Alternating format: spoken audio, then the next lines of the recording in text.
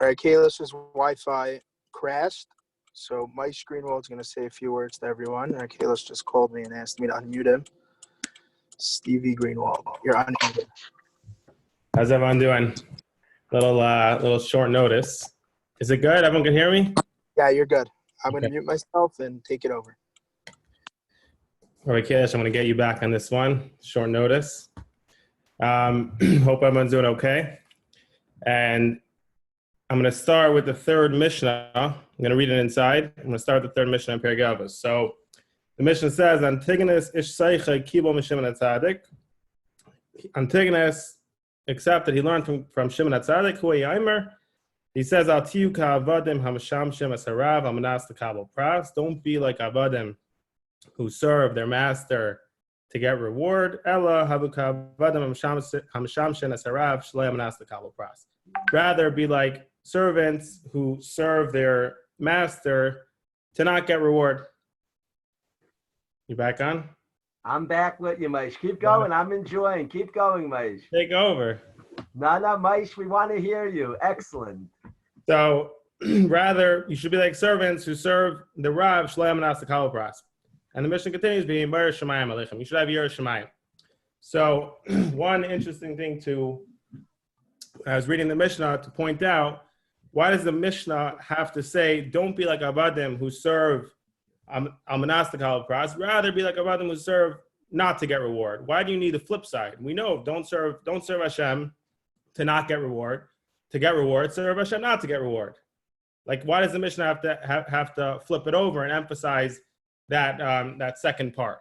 So that was the first question I had. And just in general, there's a couple of different ways to learn this Mishnah, what this Mishnah means. But just to go with one, I believe it's the Taisus Yamtif explains. He starts with a question and he asks that it says, don't serve Hashem. But we know, first of all, that the Torah says that you get reward. You do mitzvahs, you learn Torah, you get reward. So what does that mean? Don't serve Hashem to, on the condition to get reward. And that's question number one he brings down. Furthermore, he says that it says later on, if you look, I doubt anyone has it in front of them, but in the second parak in the first Mishnah, I'm going to get it out. It says, you should calculate the cost of a mitzvah against its reward.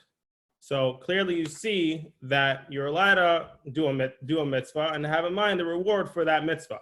So how do you understand the Mishnah that says, don't serve Hashem, amanas l'kabel pras? So the Taisus Yamtif goes and explains that what the Mishnah means is, it's interesting how he says it, but it's kind of the way I understand it, it's like a recommendation. It's not saying that it's forbidden to serve Hashem, amanas l'kabel pras. It's saying, don't serve Hashem, amanas l'kabel pras. That's not the best way to do it. How should you do it? He explains that it means you should serve Hashem out of ava, out of love.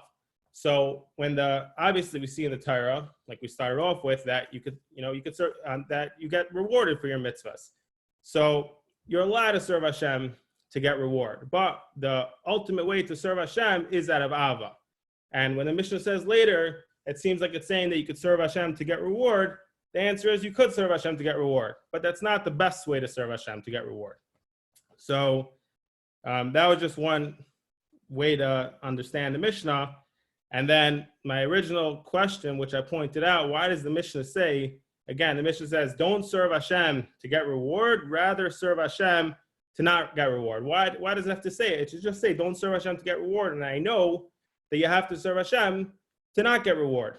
So according to the way that Taisus Yamtif explains the Mishnah, he doesn't say what I'm saying, but I think the flow of the Mishnah makes so much more sense, because when it says don't serve Hashem to get reward, it's not telling you that that's forbidden to serve Hashem like that. It's telling you that it's not recommended. So now the Mishnah has to go and explain, so how do you serve Hashem? All the Mishnah is saying is it's not recommended to serve Hashem to get reward. So when I come home and learn after learning this Mishnah, so how do I serve Hashem? So the Mishnah has to continue, rather be like Avadim who serve Hashem to get reward. To out of love. That's how he learns it. The Taisus Yamtif does learn it in the Mishnah, that when it says that you should serve Hashem, amanas l'kabel pras, it means out of ava. So that was the first thing that I wanted to say on this Mishnah. And then one other point that I had while I was learning this is that it's very interesting that when you read the Mishnah, it talks in third person. It says, Al tiyu ka'avadim, don't be like avadim, don't be like servants who serve Hashem to get reward. Rather, be like servants who serve Hashem to not get reward. Why does the Mishnah not speak directly? It should say serve Hashem, don't serve Hashem to not get reward. Rather, serve Hashem to get reward. Why is it putting it on the avadim?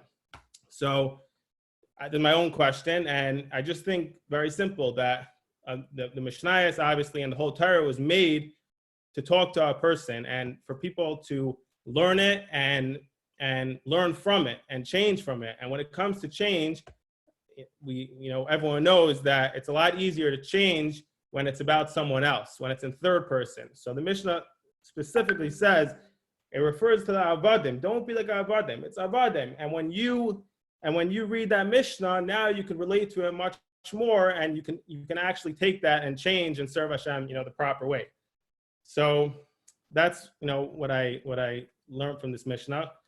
And obviously right now it's the times are very interesting to say the least, and they're hard times. What's going on in the world, and everyone's cooped up, and people have died, people are sick. They're very tough times. Some people it affected less, some people it didn't affect as much. Baruch Hashem, my family's doing okay, so it's amazing. But I see in the business world that there's not one person that hasn't been affected. People are losing millions of dollars. And again, money is not so important, but when it comes to raising a family, you have to support your family. And that's just one small thing. And of course, health, and there's so much going on. So a lot of people are talking about different things. Everyone has their own opinion. Why did this happen?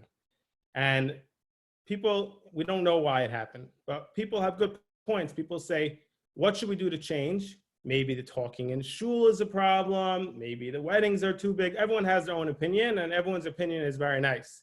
And everyone could work on it in their own, in their own way, in their own manner. Just one thing I think is a common denominator, which I believe everyone would agree to, is when you look at this Mishnah is a very high level. This Mishnah is telling you, serve Hashem out of love, don't serve Hashem out of reward. Maybe it's permitted to serve Hashem like that, but it's not recommended. But the bottom line is, on a very basic level, serve Hashem. Now, how do you serve Hashem? I think that if someone could work on the character trait or and have the ability to be able to ask oneself, what does Hashem want from me right now? Which means don't necessarily focus on what's going to happen after the weddings, how's everything going to look. Focus on right now. What does Hashem want from me? What is he telling me today?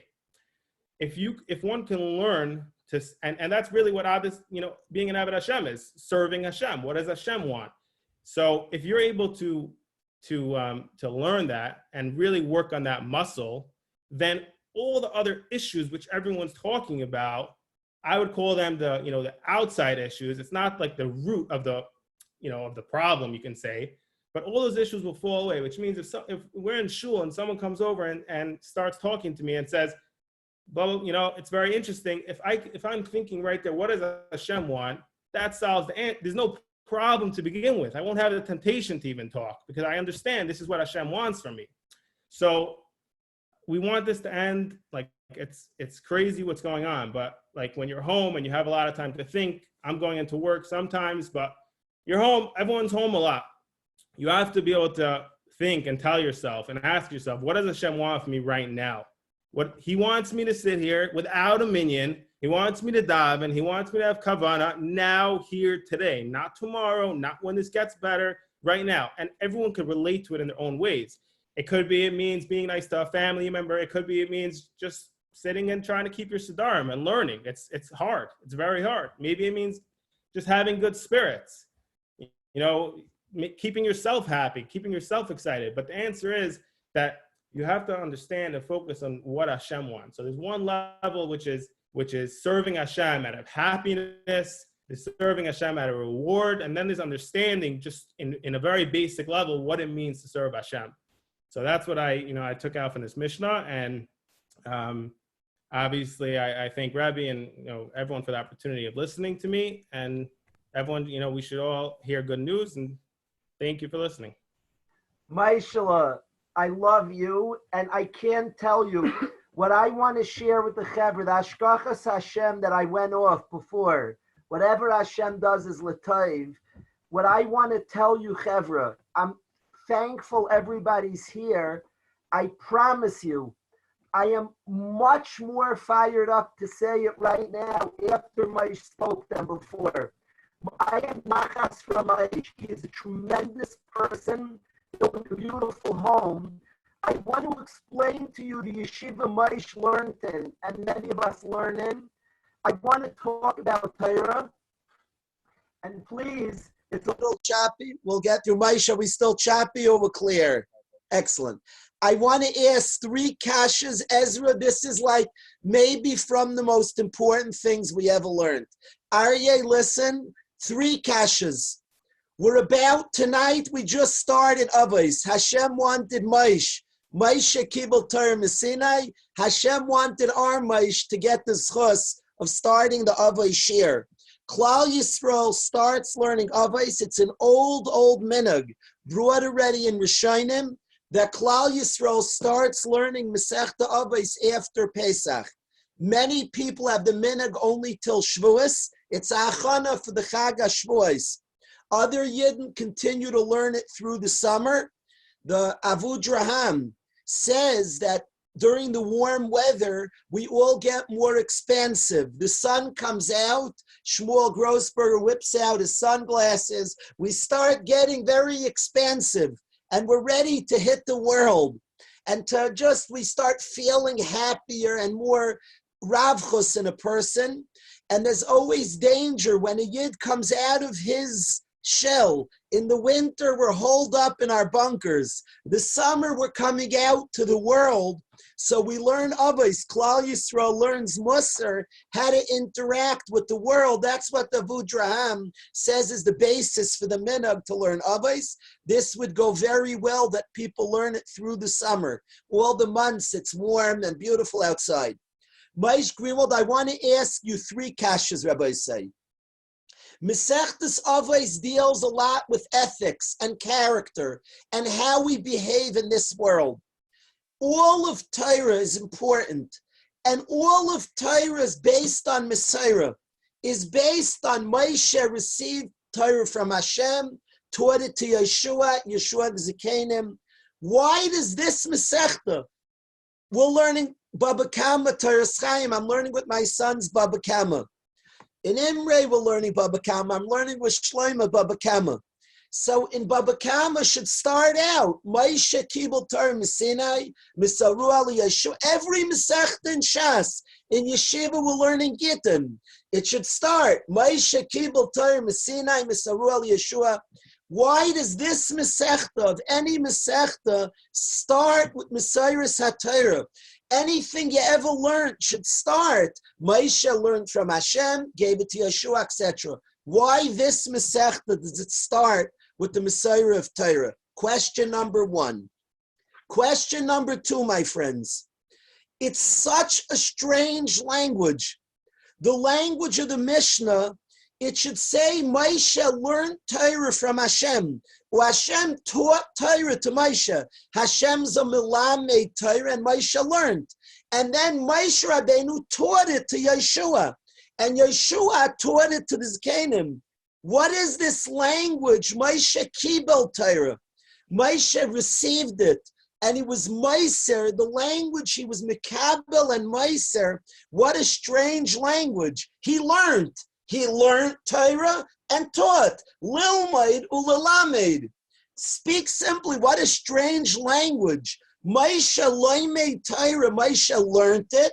Umilamed and taught it. He was lilmaid ulalamed. Lilmaid not manas lalamed. He learned and taught. What is this strange language that Moshe was mikabel? He received it as if he physically held something. Umisarua, and he handed it. Very odd language to learn and teach. We're learning. Moish Greenwald just taught us Torah. What did he handed us something? What is this language? Did he go to Ezi Saltz and hand him something? What is that? Gasha Moshe was Meiser. Shloima, that's kasha number 2. Kasha number 3 is a kasha. We're Zeiche, we're having such a schus to gather with B'nai Torah. Momo Goodstein asked kasha number 3. It's a gorgeous kasha. One of the really intelligent questions I've heard recently. Ask Momo Goodstein that it says Moshe Kibel Torah Sinai. Moshe receives the Torah at Sinai. Umisaru Ali Yeshua, he gave it to Yeshua.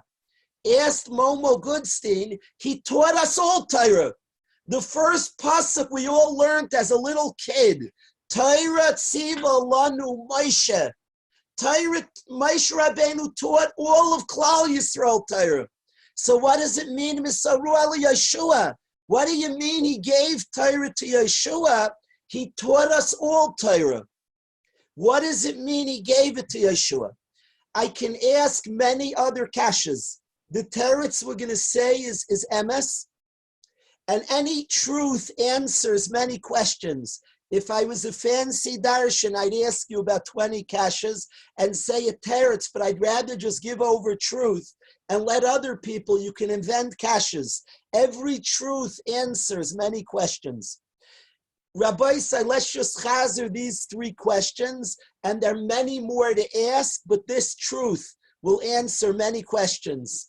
Kasha 1, why does this Masechta, of all Masechtas, this Masechta that's going to deal with ethics, behaviors, how we interact with people, why does it start with the Messiah of Torah?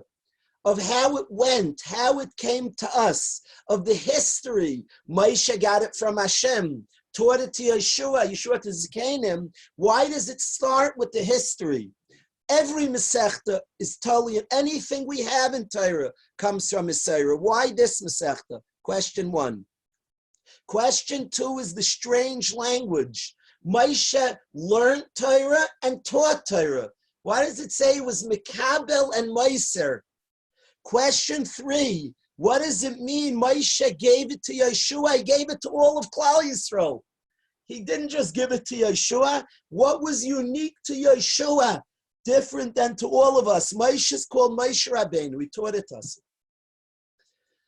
Rabbi say here is the Nakuda that we have to understand about Torah, and it's relevant to this Masechta we're learning. And I want to study, we're going to study inside. If I can ask the Chevra to try nightly, if you can, to bring an Avos, you could get any Siddur, it's after, thank you, the Bladder Mishpach, the one we're going to learn inside. And I'm going to ask to have a Siddur with you if you can. If you can't, you can hear, it is Torah Shabbal Peh. But if you have it, it's good too.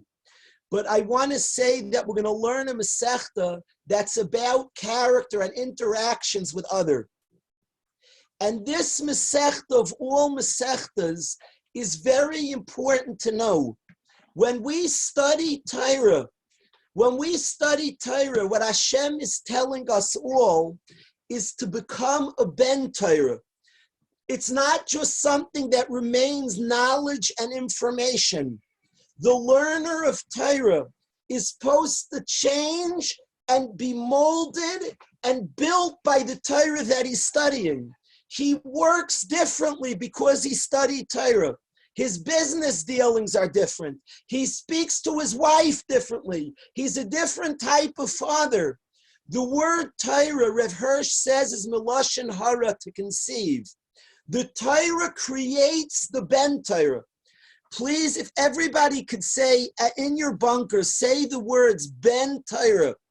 It's a beautiful expression. Say it. I don't see lips moving. Shloima Ben Torah. Ben Torah. What a beautiful language. A son of Torah. Shouldn't it say a learner of Torah? A liver of, it calls him a Ben Torah. He was born by the Torah. When a person learns, the person has to be willing to be molded and created by the Torah. It says there are kinyanei Torah.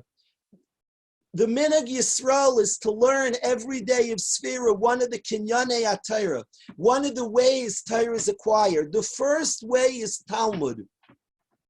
Talmud should have said limud. Of course, it means to learn. To acquire Torah, you have to learn. But it should have said limud. The word Talmud is similar to the English word malleable. Malleable means that you're willing to be molded. Talmud means that somebody who learns has to be willing to be molded by Torah.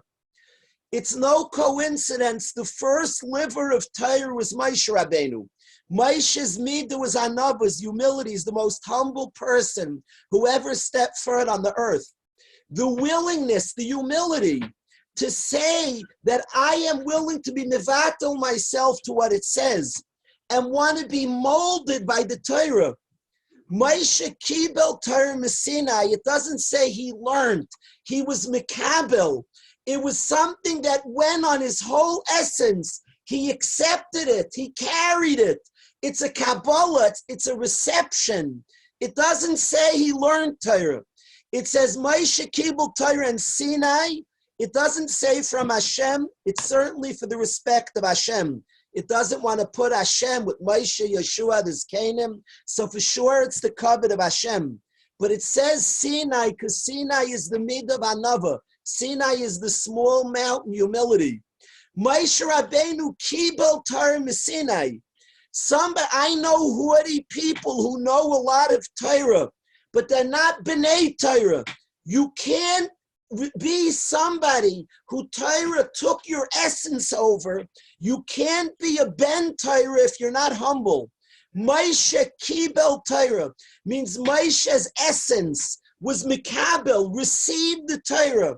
His entirety was surrounded, was molded, was created. He didn't just learn Torah. He was a Mikabel Torah. He brought it, he carried it, he became it. He was a Ben Torah. That's Sinai. That's humility. That is a condition for learning Torah. Talmud, to be a malleable person, a person who's willing to be molded by the Torah. Umisaru ali Yeshua doesn't say he taught it to Yeshua. He taught it to all of Klal Yisrael. But Yeshua wanted all of Klal Yisrael learned from Moshe. He taught all of Klal Yisrael. But one person was the greatest Mishares Moshe. There was one Talmud of Moshe. When Moshe went up Har Sinai, Yeshua followed Moshe till the last point he can walk. Yeshua got not just, Moshe taught us all Torah, but the essence of what Torah is producing, the essence of what Torah is making, the type of person that Torah is producing, that was handed Misaru Ali Yeshua.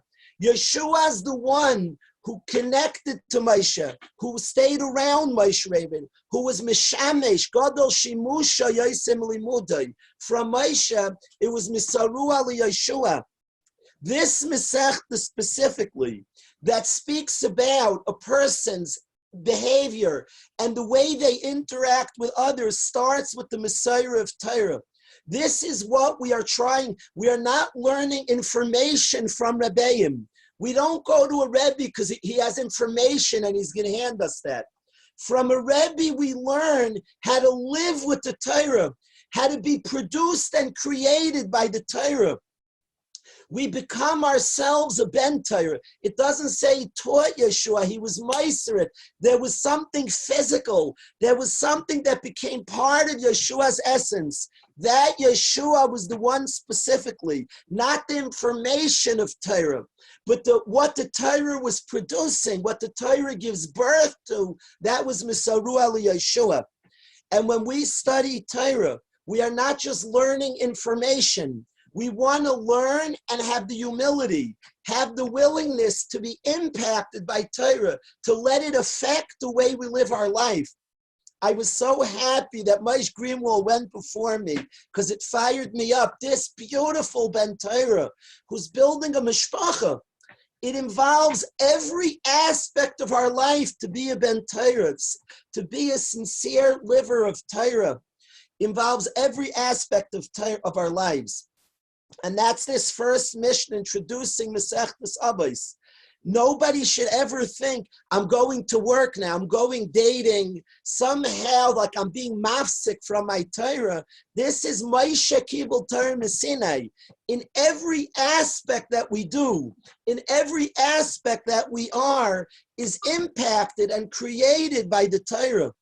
And the Masechet that teaches us behaviors and how to interact the world speaks about this link of Moshe Kibul Torah Sinai Misaru al Yeshua V'Shul Zakenim. The Torah was looking to produce, and the Torah produces a certain type of person. Come and learn this Masechet together, and let's discover the person that the Torah produces, the type of behaviors in all our lives, in all our interactions that the Torah produces. So the Mishnah says, Moshe Kibul Torah Sinai. Moshe received Torah. Of course, it means from Hashem.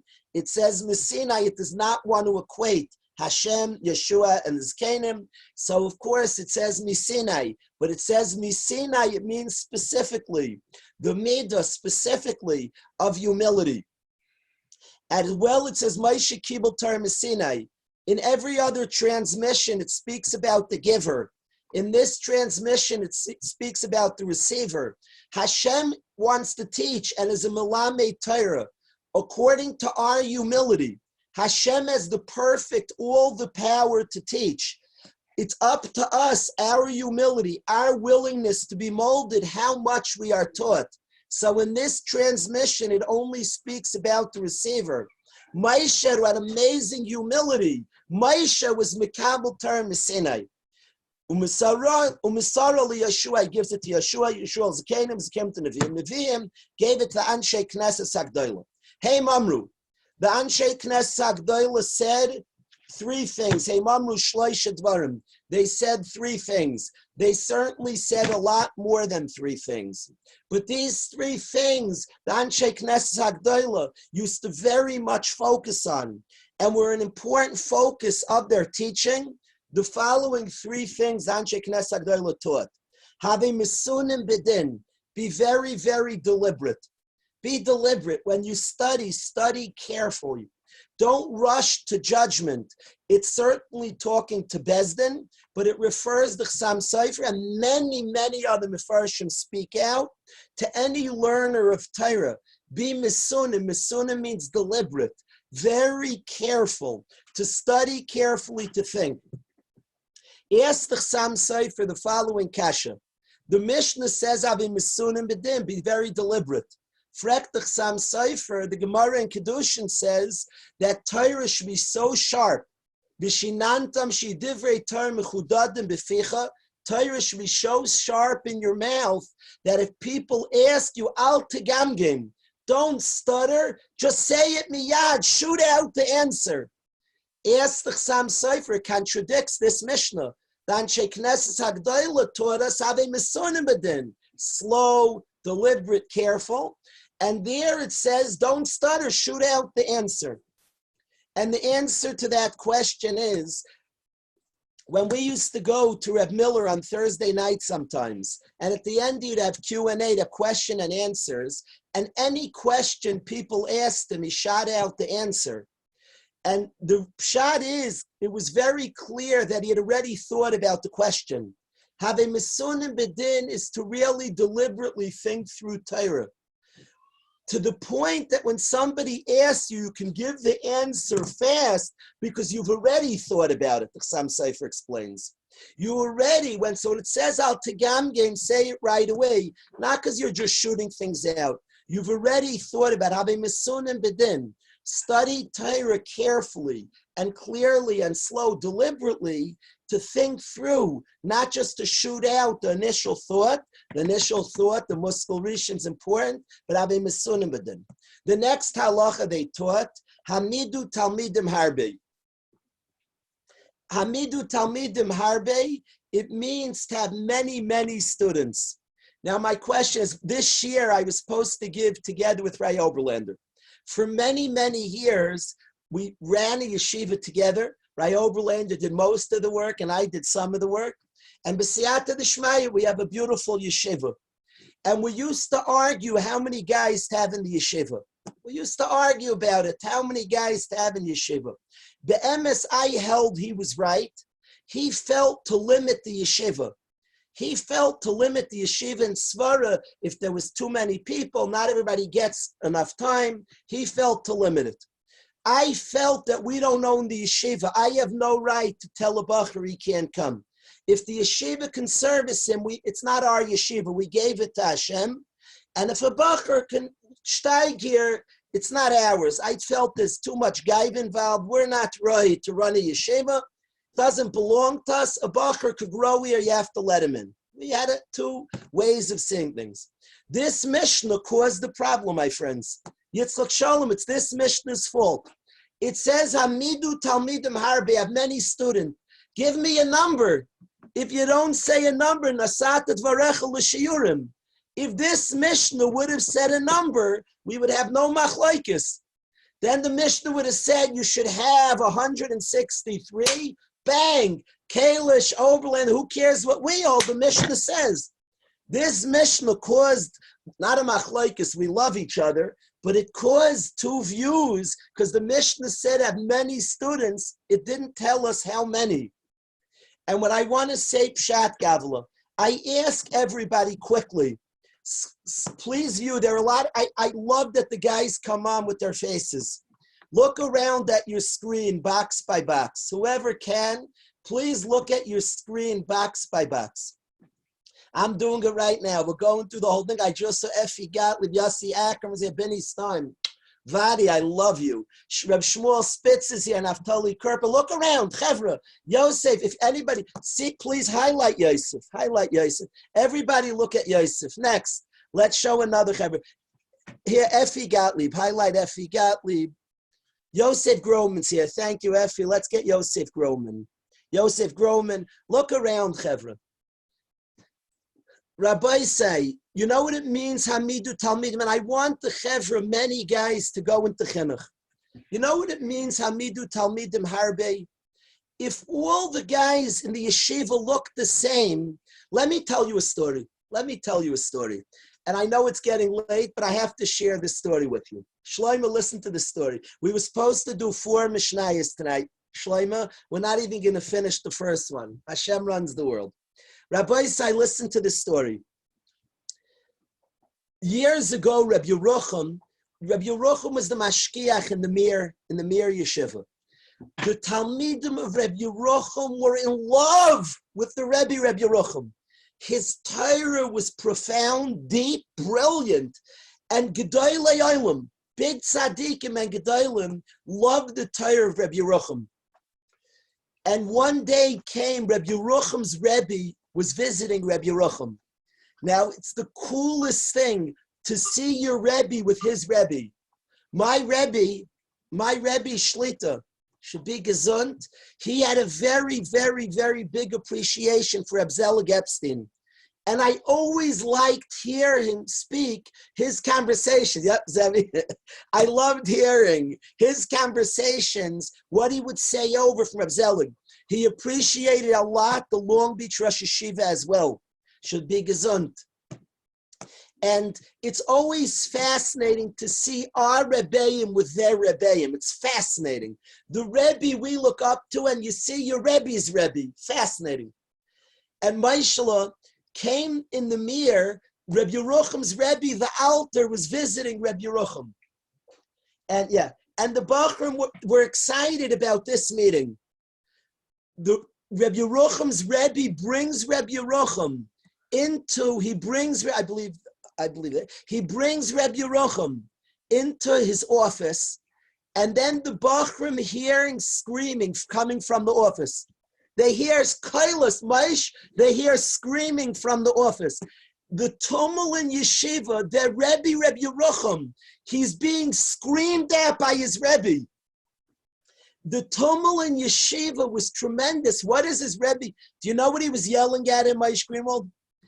The Alter was yelling at Reb Yerucham that you make your Bachrim too like you. That you don't produce a lot of Reb Yeruchams.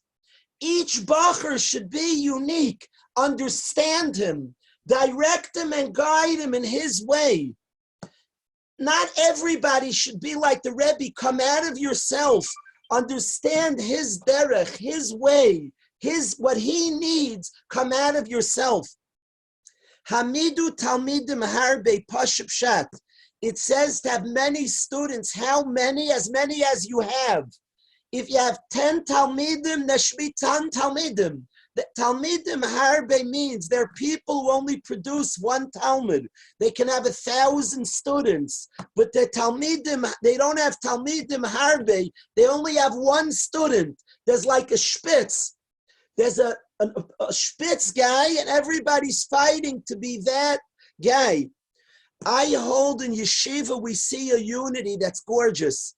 Because if you're trying that, there's one perfect and everybody's competing to be that, then everybody's your competition. But it's a sheker. Hamidu talmidim harbe. There should be many. How many? As many as you have, that's the number there should be. There's many paths, many ways. Talmidim harbe. You have to have many, many, many talmidim. That's what the Mishnah is, mitzvah hamidu talmidim harbe. And this is something always to think about. Speakers who want to draw attention tend to speak in extremes. They'll say extreme things, even if they don't hold it. It's a way of drawing attention. The Torah just says the truth. In Avos later, we'll learn in a captain melamed that a Rebbe can't be a captain. He can't be rigid. It means this point, my friends. It doesn't say Ein le Rebbe lios captain. It says Ein a captain melamed. A captain is not a Rebbe. If you can't come out of yourself to see this person and who they are and what their direction and understand this person's path outside of yourself, that's not a Rebbe. A Rebbe takes the Torah, and each person, the Torah produces the Ben Torah, but for who he is, for what he needs. Hamidu talmidim harbe, have many students, many kinds of students. Anybody who witnesses talmidim or revolba, maybe if remarkably his students are so different. A guy will tell you, I'm a student of Revolbi, like you, and you, and you. You guys are all different. Oh, that's a Rebbe. That's a Rebbe. They're all different people with different personalities. Hamidu talmidim harbi. You have to have many students, many kinds of students. So we didn't even finish Rabbi Say night number 1. It's 9:15, and we didn't even finish one Mishnah. B'li neder, I would like to try to learn through Avos with you, but I'm not. I want us all to get out of our bunkers fast. So who knows how it will work? Maybe we'll finish in person. We'll draft Nachi. You never know. Who knows? Hashem runs the world. We'll continue tomorrow night at 8:30. B'siyata d'shmaya, I'm going to ask people to hop on nightly. We're going to be zeicha to hear from Rabbi Gigi Schlitt is going to join. Until Ray Oberland is feeling better, we'll probably run it b'shutfus. Right? Gigi will hop on tomorrow night. I'm going to ask different people to share. We're going to get to hear from Ray Brownstein. I hope this week ready. I'm hoping Thursday night we're going to get. I didn't ask him Rishus yet. Shlomo Zalman's clapping when I'm going to ask him too. I want the whole chevra. I want people to hop on. When you ask, we're going to learn Mishnah in order. That person who hops on could say on anything in that parak. So we'll start the first parak and we'll continue on tomorrow night at 8:30. Thank you so much, Rebbe, for joining. We will once in a while. Chaim and Shlomo look like they're off. They'll sing also once in a while at night. Their voices sound beautiful at night also. So Be'ez Hashem will be zeichet to hear singing. Ezra probably he plays on pots at night also. We'll be zeichet to hear good stuff at nights as well. I thank everybody very, very much for joining. Thank you, the Azans, for being here. It means a lot. Thank you, the whole Chevra, for coming. And Be'ez Hashem, I look forward. So there will be a shir by the Rosh Yeshiva on Tefillah at 9:30. Be'ez Hashem will continue tomorrow at 2 o'clock. With that share, and we'll learn Avos nightly at 8:30 to 9:15. Thank you so much to Malik Mishpacha for joining. Thank you to the whole Chevra Menachem Wiener, Aryeh Barnett, the whole Chevra. Thank you so much for joining. Srili Kader, the Snyder Mishpacha, David Edel is here. You're going to be singing. You're not off at nights. Thank you so much. Yehuda Krupka, you're going one night. Be'ez Hashem. Be'ez Hashem. Siyata D'Shmaya. We'll hear a lot. Yoel, thank you. Have an excellent night. Thank you, Moish Greenwald, for going. A good night. Good night, guys.